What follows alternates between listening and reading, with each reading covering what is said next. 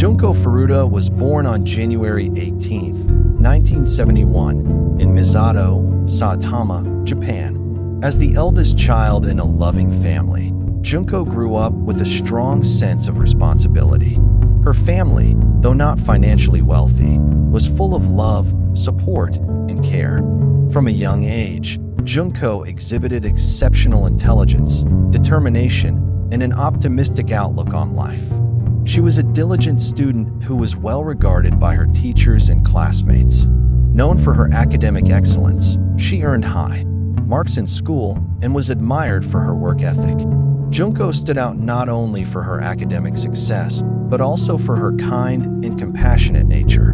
Her classmates and teachers alike praised her for being helpful, considerate, and always willing to lend a hand to others.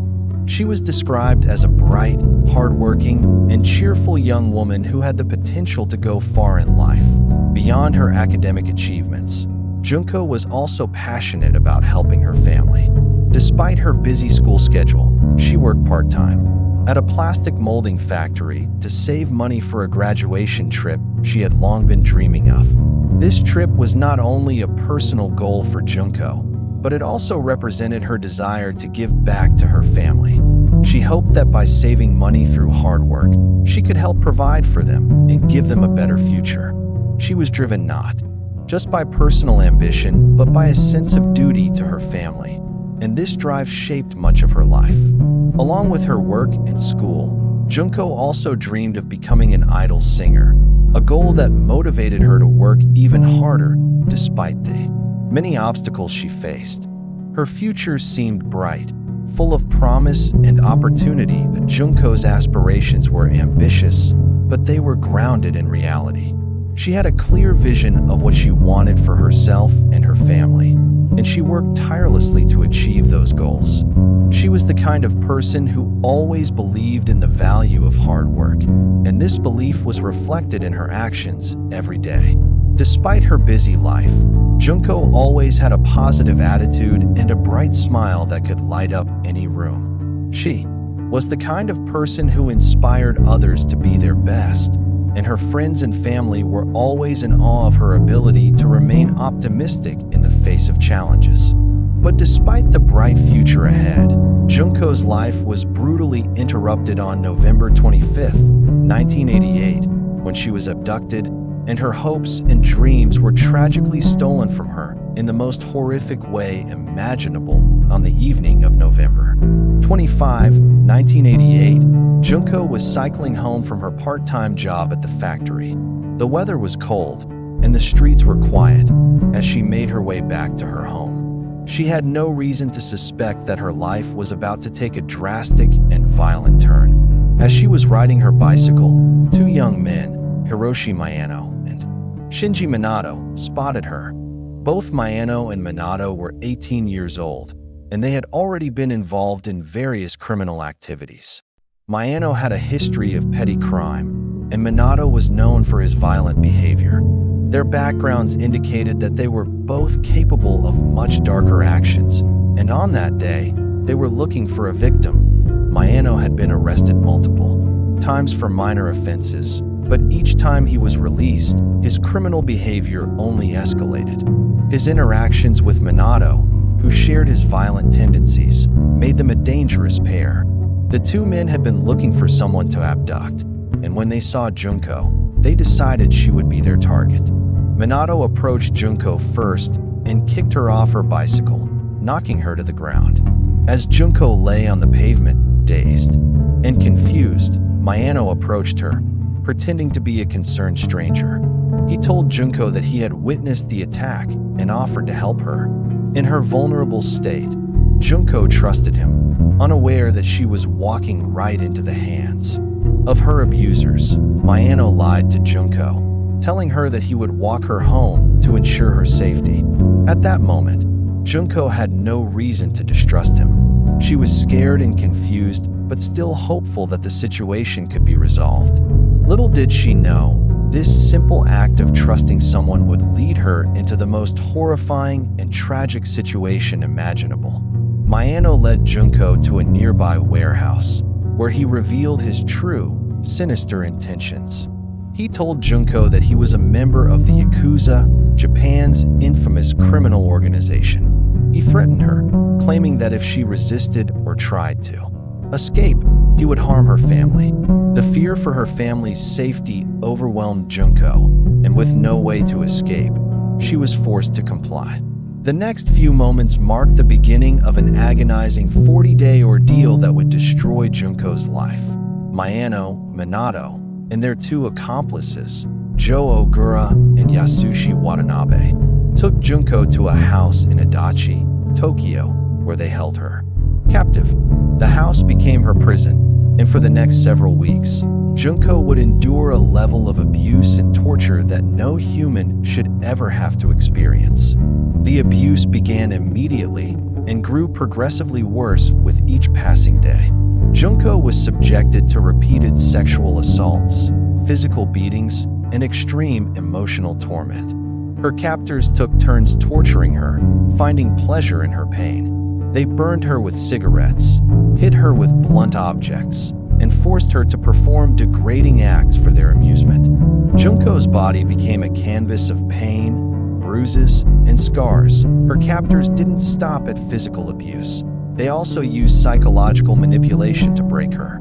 They forced Junko to call her parents and falsely tell them that she was safe and had run away to stay with friends. These phone calls were part of their plan to prevent the authorities from getting involved. They wanted to maintain the illusion that Junko had simply chosen to disappear. They also threatened to harm her family if she attempted to escape or told anyone the truth about her situation. Junko's captors had total control over her. They used her fear of her family being harmed as a weapon to ensure her compliance. And they succeeded in keeping her in captivity, isolated from the outside world. As the days went on, Junko's physical condition deteriorated rapidly. She was severely malnourished and her injuries were so severe that she could no longer walk. Yet, despite the pain, Junko refused to give up. Her spirit remained strong, and she held on to the hope that someone would find her. However, with each passing day, her situation seemed more hopeless. The brutality of the abuse continued without mercy. Her captors, finding pleasure in her suffering, escalated the violence. By the end of December, Junko was no longer recognizable. Her body was covered in bruises, burns, and open wounds. She had been deprived of food, water, and any form of comfort. Despite all this, Junko's will to survive remained intact. Perhaps one of the most disturbing aspects of this case was the involvement of Minato's family. Minato's parents were fully aware that their son and his accomplices were holding Junko captive in their home. However, they chose to remain silent. They explained that they were afraid of their son and his connections to the Yakuza. They claimed they feared the violent consequences they would face if they opposed him. This fear paralyzed them, allowing the abuse to continue unchecked. Even though they knew what was happening, Minato's parents did nothing to stop it. This inaction allowed the torment to go on for weeks without intervention, further compounding the horror Junko was enduring. By mid-December, Junko's body had become a shell of its former self. She was weak, unable to walk, and her physical and emotional state had deteriorated drastically. She was forced to endure even more extreme forms of abuse. Her captors locked her in a freezer, forced her to sleep on a cold balcony, and beat her for the smallest perceived offenses. Junko's injuries became so severe that she could no longer care for herself. Yet, through all of this, she held on to life. She continued to fight for survival, hoping that someone would come to her rescue. Though that hope seemed increasingly distant, in mid-December, Junko made a desperate attempt to escape. She crawled to a phone and dialed the police, hoping to get help. However, before she could speak, Miyano intervened and hung up the phone. The police, noticing the abrupt disconnection, called back. Miyano lied, claiming that it was a mistake. The police, failing to investigate further, ended the matter there. This failure to act sealed Junko's fate. Her captors, realizing they had escaped detection, became even more violent. They ensured that Junko would never again have the chance to contact anyone or seek help. On January 4th, 1989, after a night of gambling, Miyano and the others decided to punish Junko for losing money. They tortured her for hours, burning her with cigarettes, dripping hot wax on her face, and kicking her repeatedly. To end the assault, they set her on fire, watching as she struggled weakly to extinguish the flames. Junko's suffering lasted for hours before she finally succumbed to her injuries. After her death, her captors sought to conceal their crime. They wrapped her body in a blanket, placed it in a travel bag, and sealed her inside a metal drum, which they filled with wet concrete.